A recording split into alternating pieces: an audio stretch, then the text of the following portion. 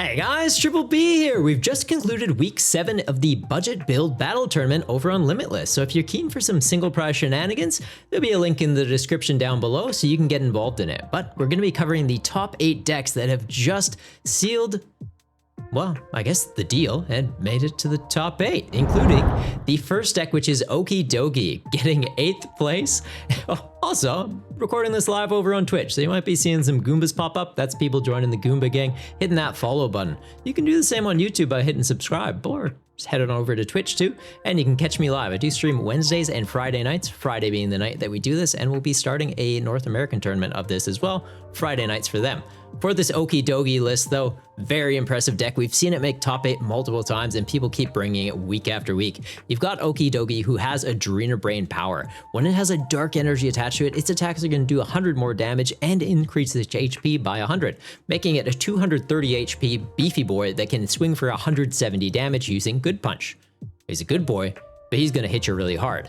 You have Luminous Energy in the deck, which is going to count for that dark energy to trigger the ability, while also counting as a fighting energy. So Luminous Energy and a fighting on there, and all of a sudden Okidogi's good to go. There is some basic darks in there as well, so you can search them out with things like Earthen Vessel just to guarantee yourself into that, and so you're not fully dependent on Luminous Energy in case your opponent has like Enhanced Hammer or Temple of Sinnoh. You've got some ways around it. The other attacker in the deck, you've technically got Dunsparce. It's mostly in here for draw power though. Using a runaway draw, you can just bounce it into your deck, draw 3 cards. It's got free retreat when it's a Dunsparce, and it's effectively got a way out of the active with runaway draw. So it gives you a good pivot option to go into Okidogi, since another way we can get this set up and online faster is by using Gutsy Pickaxe, which lets you look at the top card of your deck. If it's a fighting energy, attach it to one of your benched Pokemon. So you want Okidogi on the bench as often as possible, so Gutsy Pickaxe can be triggering into it. To guarantee you're hitting that piece as well, you're going to have Cypher Maniac's Code Breaking, letting you look through your deck for 2 cards, pop 2 on top of your deck in any way that you'd like. So it's just, yeah, fighting energy, top of the deck, Gutsy Pickaxe, energy onto Okidogi, start swinging. Seems pretty good to me.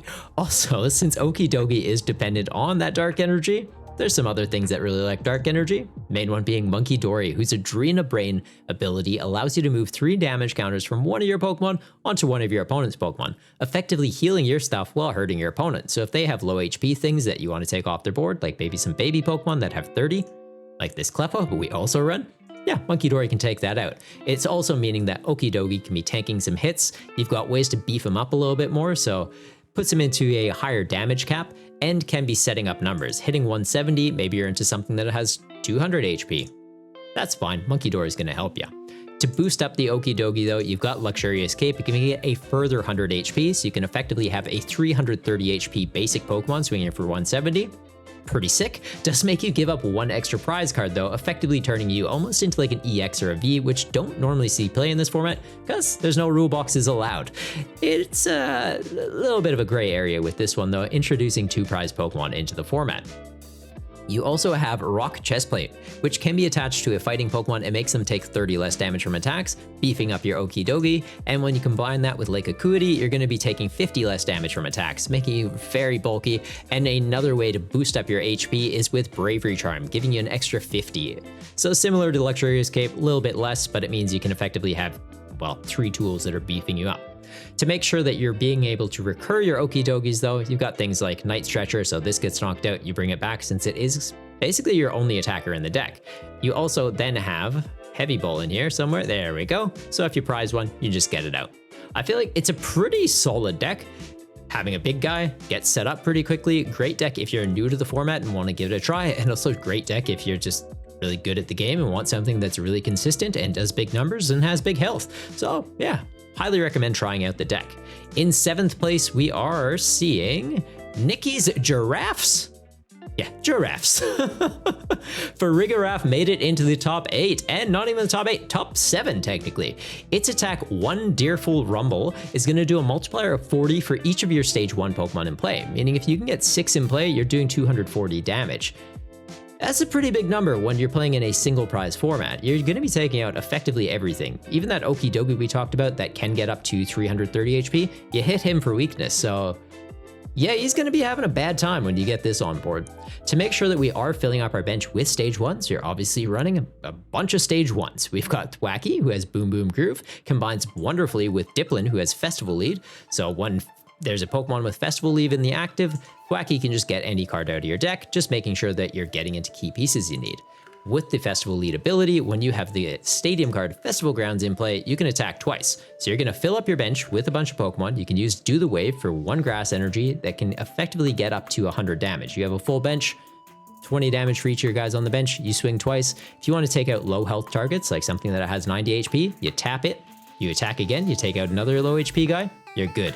If you want to be taking out large targets, you're going with Farigaraf. So you've got quite a bit of flexibility and attackers that are just dependent on filling up your bench. I like it. It's very straightforward and seems pretty consistent, making it to the top 8.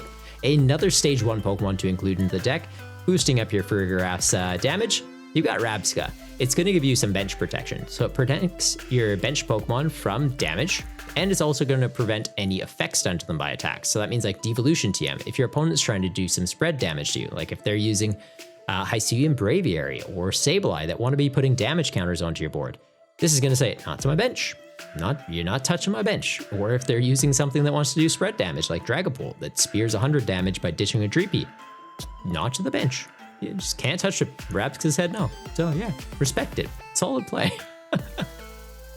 The trainer cards in this list, a little bit different, and one thing I did notice is it seems a little bit lacking in draw support, but it doesn't seem like it held them back. They've got Jock to get into their evolution pieces to get the stage 1s online quickly. They've got Colress's Tenacity to get into your stadium and an energy, meaning you can get a Luxurious Energy or a DTE to start attacking with Farigaraf, or Luxurious Energy to get your Diplins online. So yeah, pretty cool call out. Also, getting into your stadium means you're getting Festival Grounds to be able to attack twice with your Diplin reliably. 2 copies of Roseanne's backup means you're able to recur your tool cards and your stadiums, as well as a Pokemon and an energy, so your DTEs, you're limited to just 2 copies in the budget build format. 2 copies of a card with the same name means 2 DTEs. Well, Roseanne effectively just says, well, what if I had 4? And you have Palpad, so it's like, well, what if I had 4 Roseannes? Yeah, not bad. Arven seeing play in here, meaning you can be getting into a Buddy Poffin and Evolution TM to get your stage 1s onto your bench as quickly as possible. And then even the supporter card Perrin showing up, which I'll be honest, I think this is the first time I've seen this played in a deck. Respect it. You're going to reveal 2 Pokemon cards in your hand and swap them with 2 that are in your deck. So if you have basic Pokemon and you'd prefer them to be stage 1s, well, now you can do that. It's kind of like Pokemon Communication, which we used to have during the team-up era of the game, letting you switch a Pokemon with a different Pokemon, but it's a supporter card, so it's letting you switch 2 Pokemon with 2 Pokemon. For the item cards, though, I feel like it's pretty standard stuff you'd see. Buddy Poffin, Counter Catcher, Super Rod, Palpad, Nest Ball, Capturing Aroma being an interesting one. You flip a coin, tails get a basic, heads get a, well, one of your stage 1s, you're in a good spot. And Bug Catching set, since there is a lot of grass Pokemon in here, and Grass Energy, just letting you look at the top 7 cards, grabbing a grass Pokemon or energy you find there, well, 2 technically, and putting them right into your hand. Pretty interesting list. What do you guys think? Are you a fan of the giraffes? I think Nicky's, he cooked something up tonight. In 6th place, we are seeing Milky Enamorus. Milky is a player that if I don't see him make top 8, genuinely a little bit surprised. Always brings something different to the board and always... Is ass, I swear, am I allowed to say kick ass? Well, we're saying he kicks ass. He huffs, he puffs, he mucks stuff up. Enamorus's attack loves resonance, is doing a base damage of 80, and if any of your Pokemon in play are the same type as your opponents, you're going to do 120 more damage. So having kind of like a Skittles approach to the deck, they've got every color in here. You got a fighting type in Bonsly, you got a dragon type in Tatsugiri, a grass type in Volbeat, Magby, Elekid covering your lightning and fire types, Manaphy giving you bench protection as well as providing you a water type Pokemon, Jirachi protecting your bench from damage counters from basic Pokemon and giving you a steel type to play, Morpeko giving you a free retreating option and a dark Pokemon to play, and Bibarel giving you a draw engine while giving you a colorless Pokemon. Also having an additional psychic type in here, Enamorus already covers that though, so like while it's in play, you have a psychic in play, you're good, but the main play of Xatu is that it can charge up your Enamorus. Having a slightly hefty attack cost in a colorless, double colorless and psychic, Xatu lets you attach a psychic energy from your hand to one of your bench Pokemon, being your Enamorus, and then draw 2 cards. So the idea is you get 2 Xatu in play, proc them both onto Enamorus, attach for turn, you can start swinging. You can obviously charge this up over a couple of turns and be in an alright spot, and having ways to recur energy... Oh, never mind. I thought there was an experience share in the list. Apologies, there's not. Yeah, you really want to get your Xatus online. So if you're going to try this deck, highly prioritize those Xatus. You do have Evolution TM, so that same game plan of Arven for Buddy Buddy Poffin for Evo TM. Do that, get Natus, get them out. You're good. The other evolution being in the deck is Bibarel. Having that for draw power is never a bad shout either. Rest of the supporter cards though, I feel like they're fairly standard. We've got Arven's, Iono's, Boss, Research, Lana's Aid, solid staple of this format, allowing you to get a combination of 3 Pokemon or basic energy from your discard pile and popping them right into your hand. And since you're very dependent on your Enamorus, your Psychic Energies, and your Natus, 2 copies of Tulip. It means Enamorus gets knocked out, you can get it back from the discard pile, you can get 3 Psychic Energy, you can go attach return, Xatu, another one's online. Having Rescue Board and multiple Pokemon that have Free Retreat and Morpeko and the baby Pokemon, you pop them into the active Enamorus on the bench, Xatu charges it up, and all of a sudden, yeah, your threat is immediately back online. So your opponent thinks that like, oh, I've taken out the Enamorus, we're good. And it's back. So yeah, honestly, Milky, love the list. We have seen it played before and love seeing you kind of like revisit these archetypes and just be like, I'm gonna refine it though. Like we're onto something spicy here and I want to show it. And yeah, showed it. In 5th place, we are seeing Triple's Phantom Sniper. That's me, I'm that guy.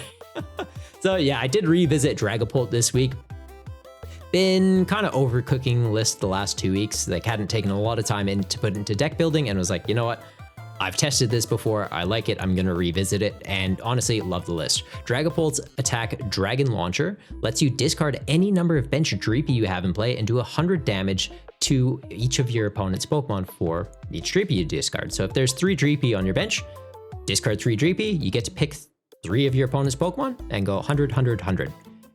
It's a pretty big threat. Like you can just be taking things out. Obviously, if they have Manaphy in play, they'll be protecting their bench, but Dragapult allows you to hit the active. So if you want, you can just use Boss's Orders, bring Manaphy into the active, ditch 1 Dreepy, hit it, you're good. Also has a second attack doing a flat 120 for a colorless and Psychic, which helps you get around that.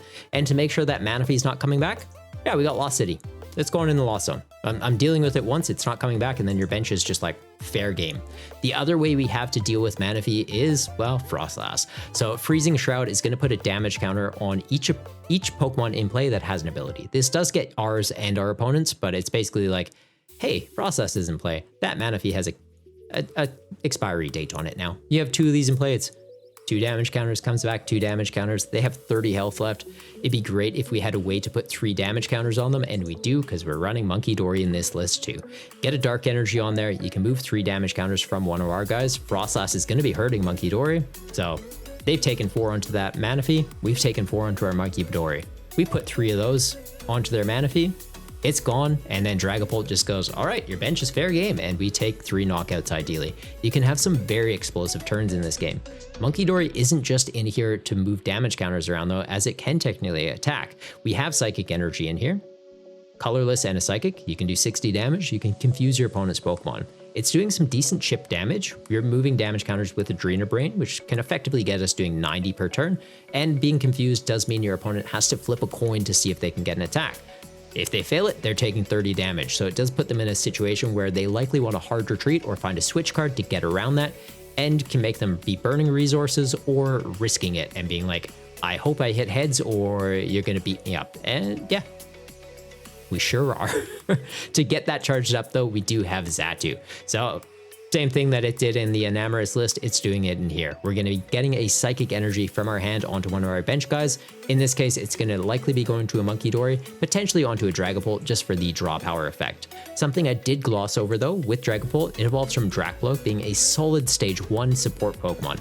Recon Directive lets you look at the top 2 cards of your deck, put 1 into your hand and 1 onto the bottom of the deck. It's a great way to be able to kind of filter through your deck, giving you draw power and then immediately going into Dragapult after to be a really aggressive threat. Having a solid stage 1 here, here, and here, of course we're going to be running this with Evolution TM. So we go for the Arven Buddy Buddy Poffin play and just get things online ASAP.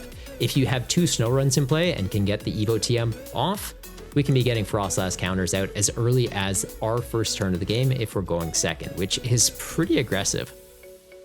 Another thing to mention, we do have Canceling Clone, giving you another way to shut off Manaphy before we even deal with it, right? We can just boss it into the active, Canceling Clone it, mess up their bench, and have them in a really weird position. Like maybe they just have 3 attacking Pokemon. They all have under 100 HP. Boss Manaphy into the active, take those things out before they evolve and become threats, and then it's like all you have is Manaphy now. It was meant to protect your bench, it failed, and now it's just sitting there as your only thing. And you kind of just have to live with that now. Is it a rude play? Absolutely. Do I love doing it? Absolutely. The rest of the deck, though, it's going to be your standard staples. We're seeing Judge, we're seeing Airzu being a great way to get into your evolution pieces. Arita, since we do have the Froslass line, great way to just get Froslass, get a Buddy Buddy poppin', we can get things on our bench going, or into other item cards like a counter catcher or Canceling Clone if we need it. Boss for Gust, Iona for draw support, Arvin and Research. Lana's Aid, again seeing play in here, meaning that we can be getting our Dark Energies back from the discard pile, we can be getting Dracloaks back, we can get Froslasses back, and 1 copy of Tulip, just more so for those situations of Dragapult wants to discard Dreepies, cool, we discarded 3 Dreepies, Lana can get 3 Dreepies back, or Tulip can get 3 Dreepies back, and an Energy, or a Monkey Dory, or something else. So yeah, really great card to have in the list. I hope you guys enjoy this deck, and would love to hear your thoughts on it in the comments down below. In 4th place, we are seeing a Mirror's, I'm going to call it Chill Bats, because also seeing Froslass in here, which is a pretty cool Pokemon. Yeah, he's an Ice type. And Crobat, so that's where the bat comes in. That one's not creative at all. It's literally in the name of the Pokemon. Its attack, Venomous Fang, is going to do 50 damage and poison your opponent's Pokemon, effectively doing 60 because between turns they're going to take another 10 and then comes back. Maybe they're on 70. The second attack costing 3 colorless energy to use, so we do have reversal energy to help pay for that. We've also got dark energy, which can be attached onto there. I'm not seeing a dark patch, which is interesting, but we do have Janine's Secret Art, which lets you search your deck for a basic dark energy, pop it onto a dark Pokemon. You actually get to choose 2 dark Pokemon, so if you have 2 Zubat in play, you can proc it onto those 2, start getting them charged up, and then just a DTE and Crobat can be online. You're going to do 30 damage to one of your opponent's Pokemon, and if one of your opponent's Pokemon gets knocked out by that, you're going to take 2 more prizes. So the Froslass is going to be kind of like chipping away at things between turns, and then Crobat's just going, I want that one. It takes his knockout, it takes 3 prizes. So you ideally are kind of just buying time until Froslass goes like, yeah, that's basically dead. 3 prizes, take it out. Okay, do it one more time, 3 prizes, good. It's kind of like you're playing against tag team Pokemon when you're taking these knockouts. Tag teams or VMAXs, yeah, a little bit nutty. For some extra aggression, we do have Kyurem in here as well. Its Plasma Bane ability makes it so that if your opponent has a Colress card in their discard pile, you can use its Trifrost attack for just 1 colorless energy. You do have to discard all energy from this Pokemon when you do it, but if you're just discarding 1 energy, that's fine. You can do 110 damage to 3 of your opponent's Pokemon. We've seen Colress's Tenacity showing up in decks. We've seen Colress's Experiment showing up in decks. We've seen Kyurem making people have a really bad day. Canceling Clone is in here as well, so even if they have a Manaphy, you gust it in the active, you spritz a little bit of cologne on it, and you're feeling like $1,000,000 because you're taking 3 KOs. We've got Froslass dealing with the Manaphy's as well, and there's also Monkey Dories in here, which goes, hey, 3 damage counters, put them onto that Manaphy. Oh, I can have 2 of these? Great. Put 6 damage counters on it, 3 from each of these, and then Froslass between turns puts another 10, and it's out of here. Not seeing a Lost City in this build, so your opponent would be able to use like Night Stretcher or Lana, something like that. Bring back Manaphy, put it onto the bench, meaning that Crobat can't be sniping things off the bench until you deal with it again, but you can just gust something up into the active since you're likely going to be behind on prizes until you're drastically ahead on prizes. So you've got like counter catchers to just be able to like gust stuff up. It's getting your reversal energies online. Yeah, really interesting concept. And honestly, Amir, I think you cooked this one perfectly. Love the list and would love to kind of pick your brain a little bit more about it when I get a chance. In 3rd place, though, we are seeing Manuel's Ghosts in the Lost Zone, which is kind of what it sounds like. It's a Lost Box deck, so you've got Comfy. It's going to use Flower Selecting. Look at the top 2 cards, pick one for your hand, one for the Lost Zone. Sableye, when you have 10 things in the Lost Zone, you get to put 12 damage counters on your opponent's Pokemon in any way that you'd like. Cramorant, that when you have 4 things in the Lost Zone, can attack for free, doing 110 damage to the active, including a Banette, which has Puppet Offering. You can put this card into the Lost Zone and get a supporter card from your discard pile. It's going to put the pre-evolution as well, so this is effectively a great way to put 2 cards into the Lost Zone, likely grabbing yourself a Colress, which puts another 2 cards into the Lost Zone. Cramorant's online. You're doing pretty good, and it's going to aggressively get you 2 Sableyes being online, which is also really good. Another way they can get things into the Lost Zone is with Lost City. So as their guys are getting knocked out, they're going into the Lost Zone, charging up Sableye a little bit faster. They've got another thing that can knock itself out, being Dusclops. Knock it out, put 5 damage counters on one of your opponent's Pokemon, evolve into Dusknoir. Same thing, but 13 damage counters. Because it is knocking itself out, Lost City triggers, it goes into the Lost Zone, getting Sableye online. That's terrifying. Like, you could proc this, proc a Colress. That's 6 things going into Lost Zone just off that. Comfy is 7. You could use a Lost Vacuum, getting rid of your own stadium after you've used these. Like, after you proc these, Lost City, you don't really need it. You go Lost Vacuum, Lost Zone something from my hand, Lost Zone this stadium that belongs to me. Now I'm at 9. Get 1 more Comfy, you're good. You can technically get to 10 things in the Lost Zone in 1 turn. Absolutely terrifying. Love it, but absolutely terrifying. For some more support cards in the deck, you got Tatsugiri in here. When it's in the active, look at the top 6 cards of your deck, grab a supporter. Great way to help find your draw supports like your Colress, your Ionos. Can get you into things like Boss's Orders, Hassel, and Kieran as well. And then for a solid draw engine, you've got Curlia letting you discard a card, draw 2, evolves up into Glade, just letting you get a supporter card from your deck. So as you need those key pieces, you just get them. You need Boss for game, get it. You want some draw power, just get it. Honestly, love this. And Manny, absolute pleasure having you in the tournament, man, and glad to see you had such a solid run. In not third place, second place, we're seeing another Dragapult. Slightly different list, but by a regular of the channel, Dudsta. So Dragapult, we've already talked about what it does.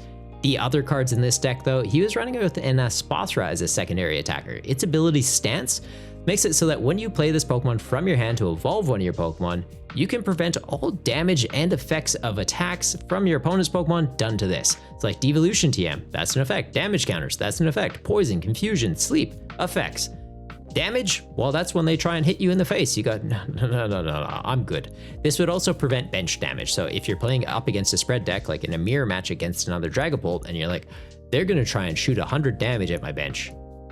I don't want them to do that. Yep, you're fine. You evolve up into this and you're fine. Another thing they were running is Flutter Mane, which when it's in the active, you shut off abilities of your opponent's Pokemon that are in the active. So it's just a great way to kind of like buy a bit of time. Like into Lost Zone decks, it's, hey, your Comfy's offline. Into Okidogi, hey, you don't actually have a bunch of health. You could charge this up. It's going to take 3 manual attaches, but then you do 90. You double it for weakness, you do 180. Okidogi doesn't have the extra HP because of the ability since it's shut off, and you just delete it. So a really good answer for that matchup. And then also having a Cleffa, giving you a free retreat option as well as a way just to draw into 7 cards. So it's like, hey, I just want to get established. I didn't get into an Evo TM or an Arven to get me into an Evo TM. I'll just straight draw 7 cards. Solid. Love it. These trainer cards in here, though. Arven's Boss, Ionos, Tulips, we've talked about them. Airzu, we've talked about. Carmine, we've talked about. I feel like it's pretty standard in here. He did include 2 copies of Night Stretcher, so like that. And then also a Pokemon Catcher, which I feel like it's a card that it kind of flies under the radar for a lot of people until Worlds comes around, and then everyone puts Pokemon Catcher in their deck. So they're like, I want to be able to draw cards and Gust. Cool, just chuck this in there. It's a coin flip, but it means I might be able to use Boss and Research in the same turn without having to burn an Ace Spec to do it. Yep, like it. And he's brought it over into this format, and honestly respect it. Also having 2 copies of Pokemon League HQ, giving you a great answer into basic attacking decks like the previously mentioned Okidogi, makes it so it struggles a little bit more to get online and forces them to have a counter stadium if they want to start attacking. And in first place, I'll be honest, this one kind of took me by surprise. Palafin. Yeah, Palafin won. This is honestly, when I saw it in the finals, I was like, I'm sorry, what? It's amazing, and honestly, like, piloted to perfection. So Palafin has Jet Punch, which does 30 damage to the active, 30 damage to something on the bench. We saw a lot of decks that had baby Pokemon in the decks.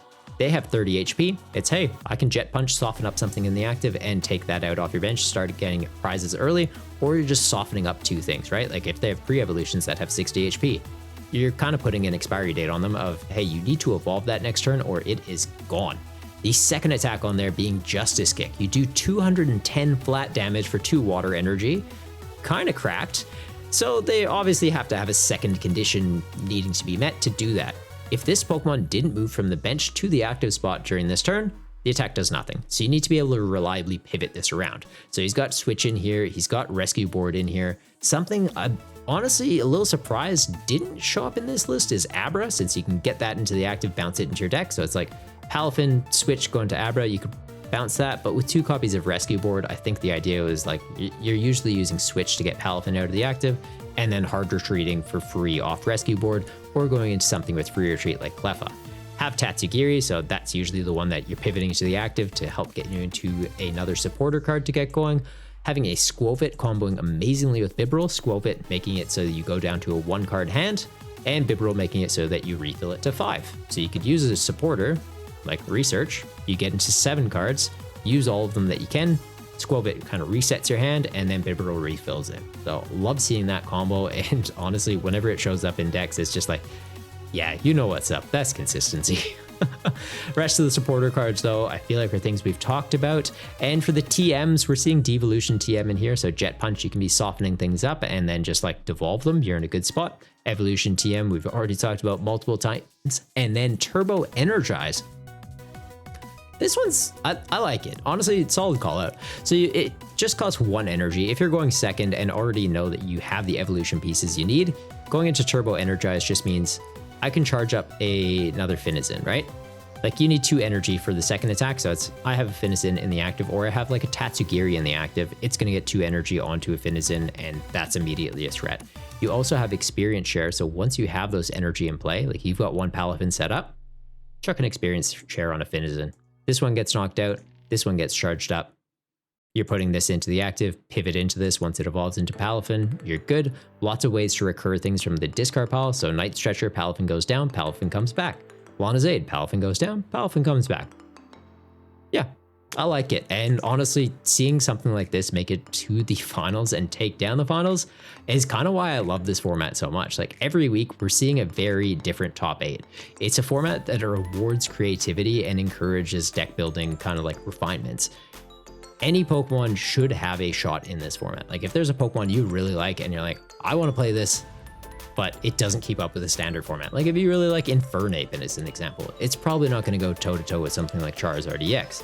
But in this format, like up against your Okidogis, your Palafins, you're doing enough damage you can keep up, and you have access to other attackers that are going to be able to support that Pokemon. So question for you is, what cards would you be trying to make work in the budget build format?